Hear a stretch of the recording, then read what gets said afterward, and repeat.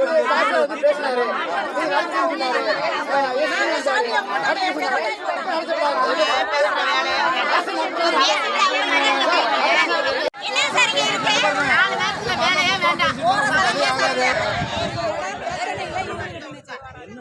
இடத்துல நாங்க ஆண்டாண்டு காலமா உங்களுக்கு நல்லா தெரியும், நியூஸ் பாத்துருப்பீங்க. இந்த இடத்துலதான் நாங்க பூ எடுப்போங்கிற ஒரு கண்டிஷன்ல வந்தோம் மாட்டாங்க. அந்த தண்ணீர் 2 பேர் இடையூறுக்கு வரமாட்டாங்கன்னு சொன்னாங்க. சரின்னு சொல்லிட்டு நாங்களும் இந்த மகமாய சாமியை கும்பிட்டு போயிட்டு காலையில நல்ல நேரம் பார்த்து மூர்த்தாலும் ஊண்டிட்டோம். இதுக்கு இடையில ஆலயமா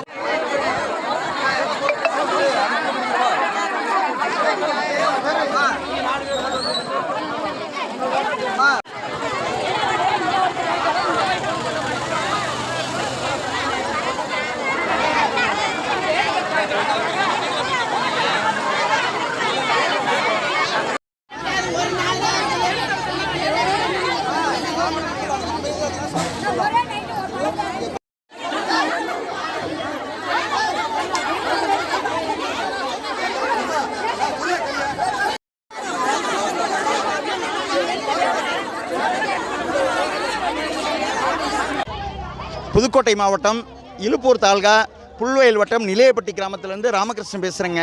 எப்படின்னு கேட்டால் வரலாறு காணாமல் வரலாறு அதாவது தலைமுறையாக நடத்திக்கிட்டு வந்த பூச்செறிதல் விழாவிற்கு தடை விதித்தாங்க. காவல்துறையிலேருந்து அனுமதி மறுக்கப்பட்ட நிலையில் இப்போ நேற்று இலுப்பூர் டிஎஸ்பி அவர்களும் வட்டாட்சியர் அவர்களும் நீங்கள் ஏற்கனவே என்ன நடைமுறையில் இருந்துச்சோ அதன்படி நீங்கள் நடத்திக்கங்கன்னு சொல்லிவிட்டு இப்போ என்னென்னு கேட்டால் இது நிமிஷம் வரைக்கும் அதற்கான அனுமதி எங்களுக்கு கொடுக்கல. அது இல்லாமல் எதிர்பார்த்து என்ன பண்ணுறாங்கன்னு கேட்டால் அவங்க கொட்டையை போடுறாங்க.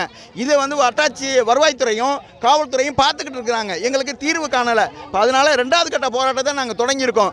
எங்களுக்கு தீர்வு கிடைக்கும் வரைக்கும் நாங்கள் போராட்டம் தொடரும். இதுதான் நிலவரம். இப்போதைக்கு எங்களுக்கு ஆர்டிஓவோ இல்லை வட்டாட்சியரோ எங்களுக்கு எழுத்துப்பூர்வமான உத்தரவு கொடுத்து, ஏன்னா இன்னும் ஓரிரு நாட்கள் தான் திருவிழா, நாளை மறுநாள் திருவிழா இருக்குது. அதனால எங்களுக்கு அவசர உத்தரவாக முதல்ல எங்களுக்கு உத்தரவு நகல் வேணும். இதுதான் எங்களுடைய கோரிக்கை.